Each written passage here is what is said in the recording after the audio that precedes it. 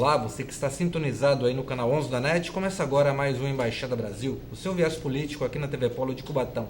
Você pode acompanhar a este e a outros programas também nas nossas redes sociais, no YouTube, no da TV Polo e do próprio Embaixada Brasil. Você também pode ver o Embaixada Brasil no site da TV Polo, no www.tvpolo.org.br. Bem, o nosso convidado de hoje é considerado nos Senadinhos aqui da cidade a pessoa mais técnica e expert em administração pública no atual governo Ademar Oliveira. Estamos falando do atual vice-prefeito de Cubatão, Pedro de Sá, do PTB. Pedro, seja bem-vindo à Embaixada Brasil. Obrigado, Valentim, obrigado, Tiago, obrigado pela qualificação, de fato é uma honra. O que dizem para os senadinhos, a gente veio aqui bater esse papo para confirmar isso. Hein? Isso é muito legal, porque de fato, assim, uma experiência muito grande no trabalho dentro da área pública e estudei muito também para chegar até aqui, fiz faculdade de engenharia, além da engenharia que todo mundo conhece, fiz administração de empresas, fiz pós-graduação em engenharia econômica, fiz pós-graduação em gerência de cidade. Então, nada se consegue sem esforço. Eu fiz a minha parte, graças a Deus, fico feliz com esse reconhecimento do Senadinho da rua, que é o mais importante. A gente agradece a sua presença, Pedro. E nos comentários, ele, Tiago Dantas, o homem da Folha de Cubatão, que cobre a cidade. Bem-vindo, Tiago. Obrigado, Luiz Fernando Valentim Cardoso. Gosta do meu nome completo, esse menino. Obrigado, Pedro Sá. E vamos tentar aí entender a máquina pública cubatense com Pedro de Sá. E você que está aí sintonizado na TV Polo, não saia daí, porque voltamos daqui a pouquinho.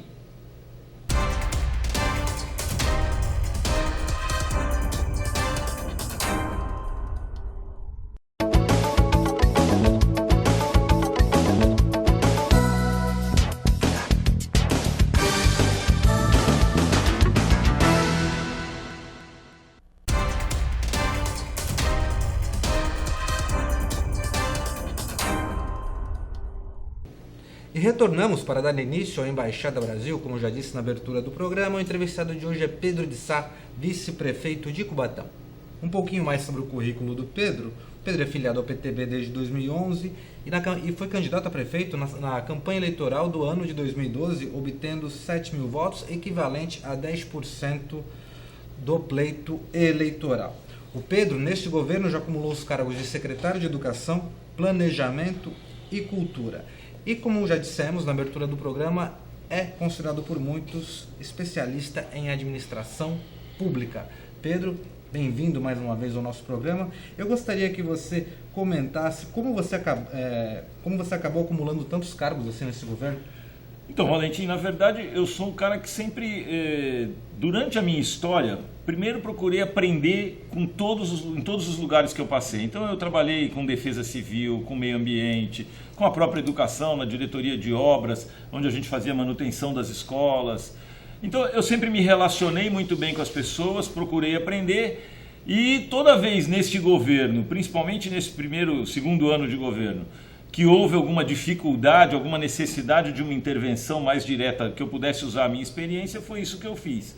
E foi o que a gente foi fazer quando, por exemplo, eu fui para a educação para fazer uma reorganização administrativa, diminuir custos, principalmente de transporte, aproximar as crianças das escolas, elas estudarem perto de casa. E eu tive a oportunidade também de criar e valorizar diversos programas de contraturno. Então a gente criou um programa de musicalização para os professores de pré-escola com a Sônia, que é a maestrina, né, do Coral Canto Mágico. Ela faz um trabalho com os professores, ensinando desde a infância a criança desenvolver essa habilidade. A gente ampliou o centro de línguas, atendeu toda a fila de espera do centro de línguas, que infelizmente agora em 2019 foi fechado, inclusive, e incentivou a Feira de Ciências, que tem lá no Maria do Rosário, e também tinha no Anchieta, também foi suspensa nesse ano de 2019, mas a gente procurou, com pequenas atitudes, diminuir custos e ampliar a atividade de contraturno, a atividade complementar de formação da criança. Na cultura, conseguimos incluir um grupo cultural aqui de Cubatão, no Circuito Cultural Paulista, fez apresentações em 5 municípios do estado de São Paulo, recebeu uma remuneração por conta dessas apresentações, uma remuneração que foi maior do que tudo que eles receberam no ano anterior inteiro de batalha. Conseguimos manter e retomar, manter a Paixão de Cristo, retomar a Caminhos da Independência. E na Secretaria de Planejamento, que é onde agora eu estou mais focado e me dedicando, estou podendo ter a oportunidade de informatizar a questão de certidões de uso do solo. Vai para, a partir agora deste mês de abril, passa a ser tirar direto no computador, ninguém precisa ir lá abrir processo, pedir certidão.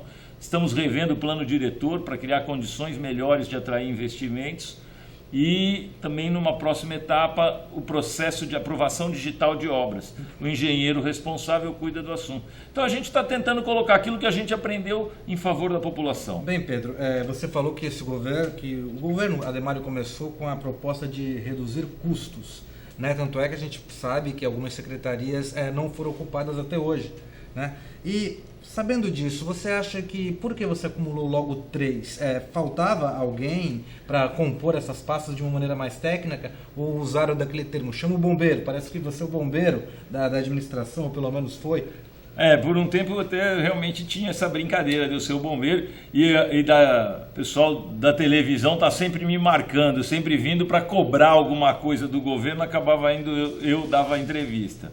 Mas eu acho que foi uma questão de oportunidade e principalmente pelo contato que eu tinha com a equipe. O meu conceito é de que não é o secretário que toca a pasta, é a equipe que ele tem a seu dispor. Então, com pessoas do quadro na área da educação, na área de cultura e na área de planejamento, a ideia é que a gente seja um fomentador, que a máquina funcione sozinha. Então, é isso que todos os secretários precisam entender. Por mais que ele interfira para dar o rumo das coisas, quem faz de fato acontecer é o funcionário público. Uma má relação do funcionário com sua equipe acaba comprometendo o resultado. Tiago? Eu vou voltar alguns anos atrás, começo da administração do Ademário, e logo houve a reforma, né, do serviço público. Eu queria saber como é que vocês receberam a máquina pública. Em 1 minuto.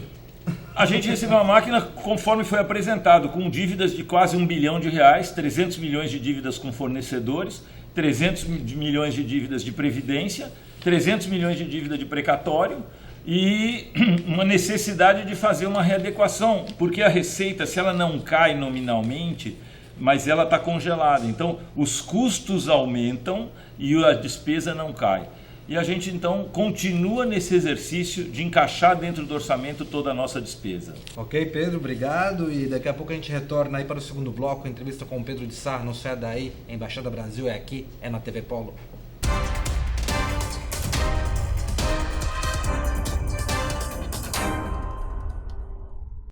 Sâmia Móveis e Decorações, tudo para o seu lar. Há mais de 18 anos acreditando e investindo em Cubatão. Temos o que há de melhor em camas, estofados, salas e os melhores homes para o seu ambiente.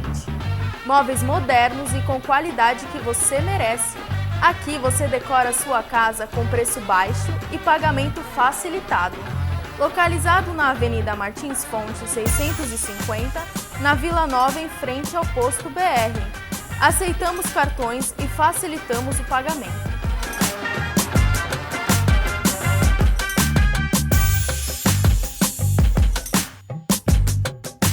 Estamos aqui na Vila Nova, venha nos visitar. E venha fazer um bom negócio na Sâmia Móveis. Sâmia Móveis e Decorações, tudo para o seu lar.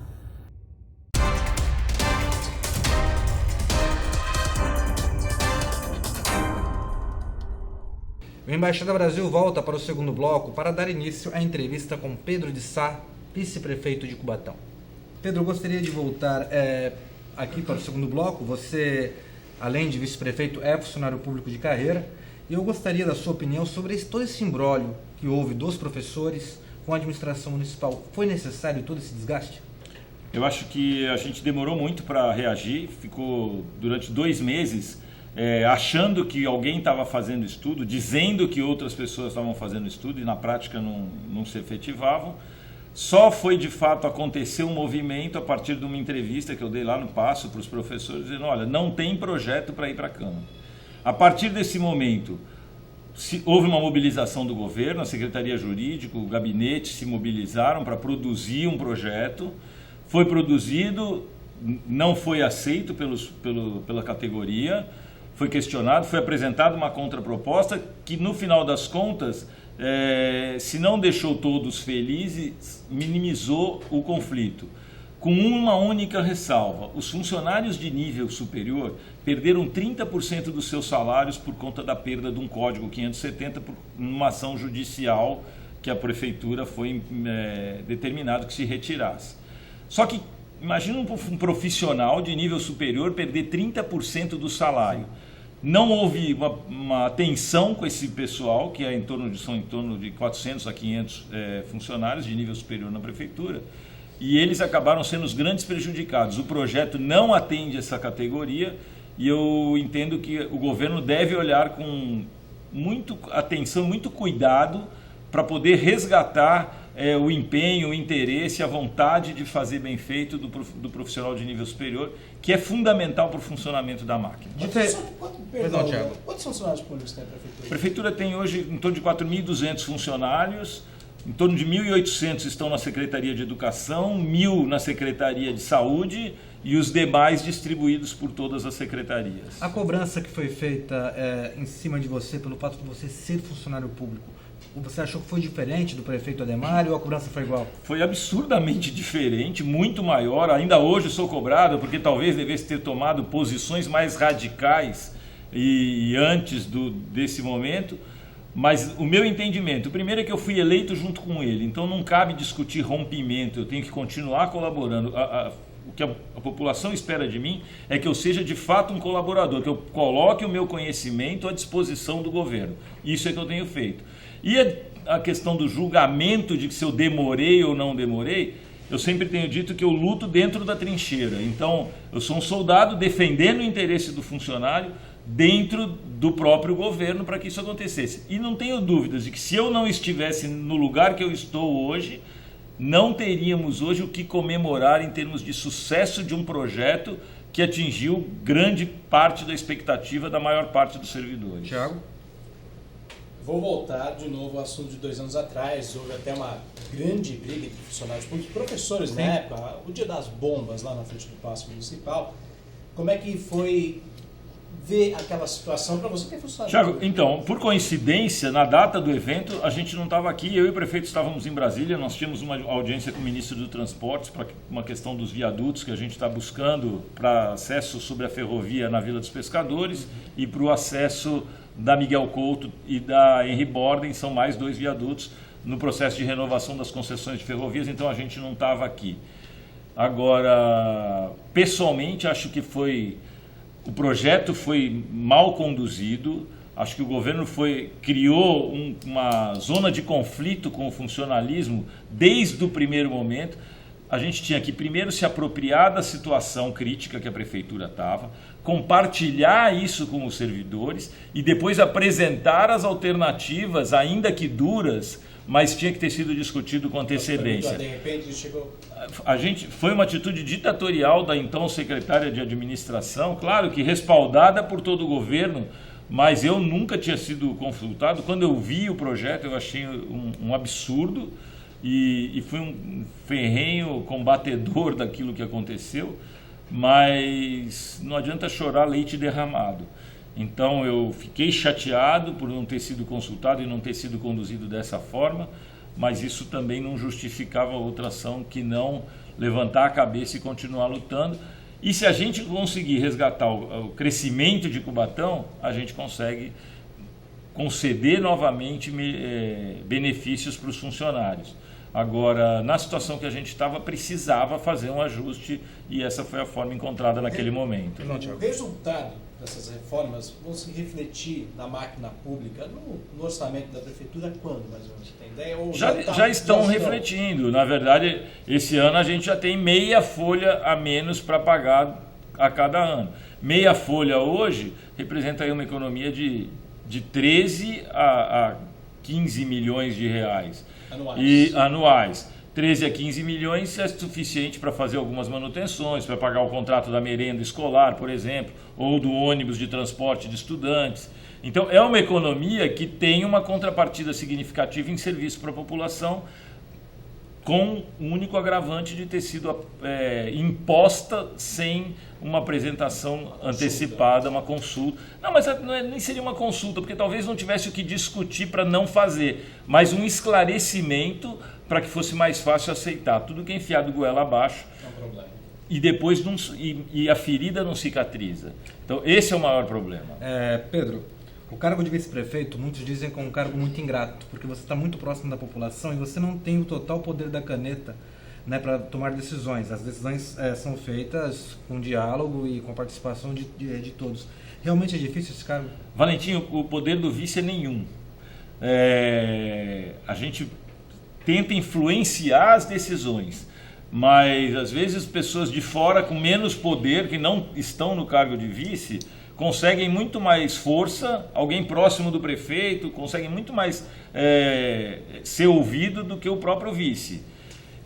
E o vice tem o ônus de que a população enxerga como o cara que está logo ao lado do prefeito, o próximo que vai fazer acontecer. Então a expectativa é gigante em torno do vice. Mas, por outro, também tem uma terceira questão. Nunca um vice teve uma atuação tão presente e tão empenhada em ajudar como eu tenho tido. E por que Cubatão tem esse histórico? Porque justamente ou os prefeitos eram autossuficientes demais, ou os vices eram submissos demais. Já tivemos bons vice-prefeitos aqui, Arlindo, Pinheiro, é verdade. Assim, falando dos mais recentes. Que não conseguiram, talvez, pelo menos a público, interferir com tanta veemência como tem sido a minha atuação. Alguns, acho que atuaram muito nos bastidores, cada um tem uma vocação. E talvez pela própria experiência de executivo que eu tenho, haja uma cobrança maior e eu tenho uma possibilidade maior de contribuir. Então isso fez com, de fato, eu consiga ocupar um espaço e não tenho dúvidas que ainda tenho muito a fazer e muito a colaborar. Bem, chegamos ao final do segundo bloco, entrevista muito produtiva, né, Tiago? Aqui com o Pedrinho, falando de toda a experiência dele como vice-prefeito e também, não só administrativa, toda a experiência política. Pedrinho já disputou algumas eleições. Não saia daí, Embaixada Brasil volta daqui a pouquinho. Para viver, eu consumo.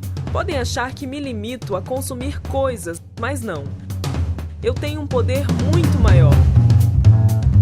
Eu consumo informação.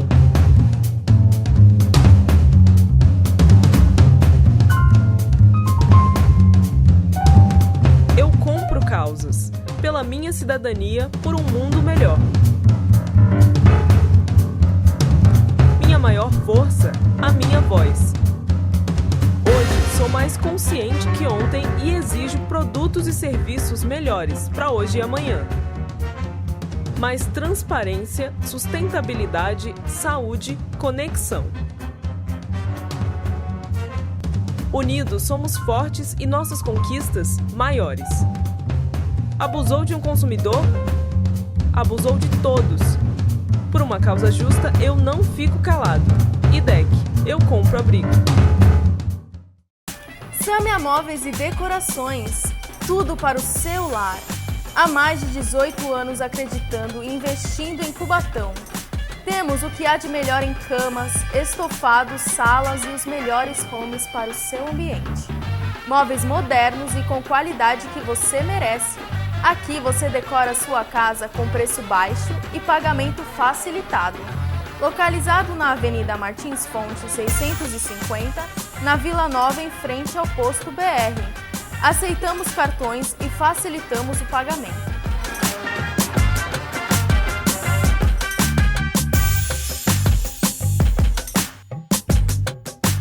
Estamos aqui na Vila Nova, venha nos visitar. E venha fazer um bom negócio na Samia Móveis. Samia Móveis e Decorações, tudo para o seu lar. ABS Imóveis. Temos excelência no que fazemos para você realizar o melhor negócio. Nós temos a melhor solução para você alugar ou comprar um imóvel. ABS Imóveis. ABS Imóveis. E voltamos, infelizmente, para o terceiro e último bloco da Embaixada Brasil, que tem hoje a presença de Pedro de Sá, do PTB, vice-prefeito de Cubatão, que está falando aqui sobre a atual administração pública e falando também da sua experiência. Pedro, agora dando foco agora maior para as eleições de 2020, né? Sabemos que você é um dos nomes que surgem na cidade para pleitear a corrida eleitoral de 2020. No entanto, como já falamos, você também é vice-prefeito. Nesse momento, você está agregado, de uma certa forma, ao prefeito Ademário. Há a possibilidade da dobradinha acontecer de novo para o ano de 2020, assim como aconteceu no ano de 2016, ou essa possibilidade realmente é nula? Então, eu sou de fato pré-candidato a prefeito e possibilidades dentro da política sempre existem, mas eu não tenho sentido que seja essa a intenção do governo, manter a mesma chapa para o próximo pleito. E dentro dessa perspectiva que eu entendo que eu tenho que consolidar minha posição de que eu tenho um projeto de cidade, eu não tenho um projeto de governo, eu não tenho um projeto político. Eu tenho um projeto para implementar as coisas que eu considero que são importantes, para gerar emprego, para melhorar a qualidade da educação e para que a cidade volte a ser, de fato, uma cidade agradável para se viver. Que a gente, por falta de manutenção, por falta de uma série de coisas, as pessoas estão cada dia mais indo embora. Quem consegue melhorar de vida vai embora. O próprio prefeito usa muito esse discurso. E eu, dentro desse enfoque, até trazer aqui um furo de reportagem. Ontem estive num instituto de educação, porque apesar de eu ter saído de educação, eu ainda comecei uma conversa lá atrás para a gente trazer um curso de capacitação, de aprimoramento, aperfeiçoamento para os professores de infantil. Eu estive ontem, né, então, não sei se na data do programa, mas estive recentemente conversando com o presidente da Uzi Minas sobre as possibilidades que a gente tem, não só na área de siderurgia, como na área de logística, lá no dique do Furadinho. E tenho conversado com as outras empresas do Polo para a gente voltar a gerar emprego. Tenho cobrado do prefeito que a gente vá ao governador para pleitear que seja trazido de novo o foco para o polo industrial de Cubatão, como o maior polo do estado de São Paulo, pelo menos, se não mais da América Latina, mas do estado de São Paulo, fonte de recursos para toda a região, para o estado e para o próprio país, e é nisso que eu tenho focado o meu trabalho. Como é que vai ser feito esse incentivo para atrair novamente as indústrias para cá? A gente está fazendo uma avaliação do custo, por exemplo, do aço no mercado internacional, conseguiu combinar com os técnicos para a abertura das planilhas, para a gente discutir esse assunto com detalhes e com qualidade, para poder apresentar uma proposta ao governo do estado, ao próprio governo federal, se houver oportunidade, do que de fato é preciso para que a gente volte a ter competitividade no mercado internacional e aí com isso possa reabrir a parte de áreas primárias da indústria siderúrgica. Além disso, existe uma demanda no mercado nacional por material galvanizado, uma unidade de galvanização. E também estamos conversando porque aí para essa área, Ipatinga ou Cubatão serão contempladas com essa unidade. Ela abastece, galvanização é a parte da siderurgia que abastece o mercado de automóveis, né, a indústria automobilística e a linha branca, geladeira, fogão, essas coisas. Então, a gente está conversando com eles qual é a vantagem que tem levar para Minas, para poder tentar chegar num nível parecido no estado de São Paulo e trazer para cá, para Cubatão, essa atividade. Redução de impostos? Provavelmente redução de ICMS que não representa renúncia de receita, porque eu não tenho essa receita e, na verdade, o que a gente quer é gerar oportunidade para a economia local, emprego voltar a funcionar e, com isso, a gente gerar atividade econômica e crescimento novamente. E essa questão que foi levantada pelo próprio governo, que iria se investir num condomínio industrial para Cubatão, isso realmente é possível? Você está a par? O condomínio industrial foi uma ideia que eu levei para dentro da Uzi Minas. Eles têm uma área, que é o dique do Furadinho, 2 milhões de metros quadrados, aterrado, pronto para usar, se não inteiro, 70% dessa área em pleno potencial de utilização. E eu levei para lá logo no primeiro trimestre do governo, em 2017. Eles encamparam a ideia, desenvolveram a ideia e o que eu estou cobrando agora é velocidade em tirar a ideia do papel, porque a ideia já tinha que ter virado um projeto, já tinha que ter tido uma comercialização. A gente já levou, inclusive, grupos que têm condição financeira de tocar esse projeto. E em breve a gente deve ter notícias. Foi isso que eu estive cobrando do presidente. Qual seria o procedimento? Cobrando no bom sentido, mas consolidando. Como ele funcionaria? Na verdade, o condomínio industrial que a gente pretende, a gente tem lá esse espaço que pode ser armazéns para armazenagem de grãos ou granel líquido, que são áreas que têm deficiência na estrutura produtiva brasileira. Então, existe um estudo sobre isso. A gente tem a vantagem de estar perto da estrada, ter ferrovia na porta e ter um porto com possibilidade de ampliação. Um porto, inclusive, privado, mais barato do que o porto estatal, o Porto de Santos. E aí, tudo isso agregado gera uma possibilidade de despertar o interesse. Aí precisa agilidade do governo de ser, de fato, parceiro de quem pode investir e facilitar e agilizar a tramitação de documentação para que as coisas aconteçam de uma forma mais rápida. O poder público, em geral, é engessado e o que a gente está tentando fazer é romper esses bloqueios que acabam gerando desânimo no investidor e, por isso, talvez o Brasil não tenha retomado o crescimento como se esperava. Pedro, como é que você vê hoje Cubatão? Olha, eu vejo Cubatão no geral, eu tenho uma tristeza muito grande, porque existia uma expectativa grande em torno do que a gente ia fazer e a gente não conseguiu melhorar a condição de manutenção das escolas, era ruim, continua ruim. Agora a gente está vendo umas ações de zelo com a cidade, de cuidar da manutenção básica, corte de grama, tapa-buraco, pintura de guia. Uma cidade bem cuidada começa por aí. E a outra coisa que está faltando é, de fato, ações diferentes. Logo no começo do governo também, eu conversei com o dono do McDonald's, e ele falou, poxa, passa tanta gente nessa estrada e passa direto.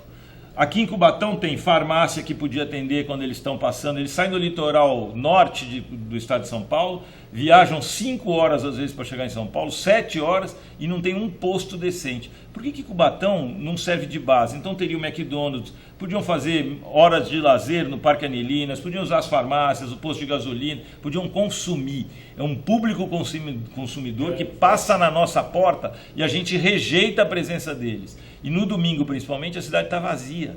Então, atrair esse pessoal para lá, criar uma política de atração do possível, da pessoa que vai gastar um pouquinho aqui, vai fazer gerar a nossa economia, é outra função que a gente está demorando para fazer acontecer. Tem uma coisa que eu tenho muita curiosidade. Praia Grande ela investiu muito ali no terreno onde tem o shopping Litoral Plaza, né? Ali se investiu-se com outras empresas, grandes comércios. Será que não seria possível, à beira das nossas rodovias, criar um condomínio comercial, digamos assim, já que teremos um industrial? Responda isso em um minuto, para que esses turistas aproveitem realmente quando passarem para o Cubatão. Já houve discussões nesse sentido, acabou que o shopping da Praia Grande cresceu demais, a área da Brasterra ali na ilha em Apion era uma área que tinha potencial para esse tipo de uso, a área na interligação também tinha potencial e o próprio depósito do Peralta, depois que fechou ali no Parque São Luís, próximo ao Parque São Luís, são 3 áreas que tinham toda a vocação para isso. Não foi explorada na época oportuna, o dinheiro, o investidor vai para outro lugar onde ele possa atingir o mesmo público. E foi o que aconteceu. Então temos que fazer acontecer agora dentro da nossa cidade. A gente ficou de costas e de porta fechada para toda a possibilidade de receber investimento. A própria verticalização, a cidade não cresceu, não tem prédio e tal. Então a gente tem uma infraestrutura urbana, trazer gente para morar aqui vai melhorar o comércio. Então, o que a gente tem que fazer é aproximar as pessoas daquilo que a gente tem para oferecer para que a cidade volte a crescer, volte a ter vida. A gente está bem triste atualmente e eu faço parte dessa tristeza. Bom, e com essa fala do Pedro, né, querendo que o cubatense realmente viva e reviva Cubatão, que nós encerramos o Embaixada Brasil de hoje. Agradeço a você, Pedro, mais uma vez, estamos sempre de portas abertas. Tiago Dantas, companheiro de todas as horas. Embaixada Brasil, até a próxima.